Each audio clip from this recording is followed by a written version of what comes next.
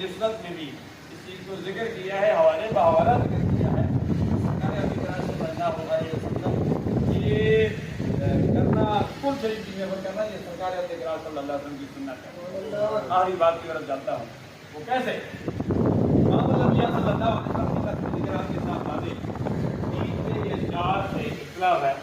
بعد کا 4 کا بھی آتا ہے، 3 کے ذکر بھی آتا ہے، اور یہ روایت بھی آتا ہے کہ طیب الطاہر ان کا لقب تھے، قاسم اور ابراہیم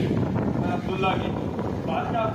سرکار کے ایک صاحبزادے کا جب وصال با کمال ہوا حضرت ابراہیم کا، تو روایت کتابوں میں آتا ہے کہ حضرت ابراہیم کا جب وصال با کمال ہوا، سرکار اقرار صلی اللہ علیہ وسلم کی خدمت میں اسرار تفصیل کی آپ نے پڑھا، نعت مصطفیٰ صلی اللہ علیہ وسلم کی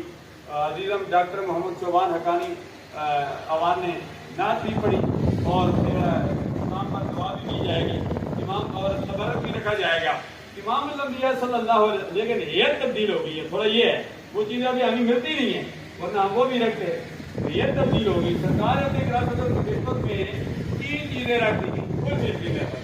اونٹنی کا دودھ رکھ دیا گیا، اب تو دودھ میں بھی ملاوٹ ہو گئی ہے، اونٹنی کا دودھ تو بڑا بہت مشکل ہے، گائے بھینس کا دودھ بھی ہمیں نہیں ملتا، خالص نہیں ملتا اللہ ماشاء اللہ۔ ہمارے یہاں مسلمانوں کا حال یہ ہے، کوئی عمل میں ہم بہت پیچھے ہیں، عقیدے میں ہم پختہ ہیں، ہم کہتے ہیں دودھ میں ہم نے پانی نہیں ڈالا ہے بلکہ ہم نے پانی میں دودھ ڈالا ہے،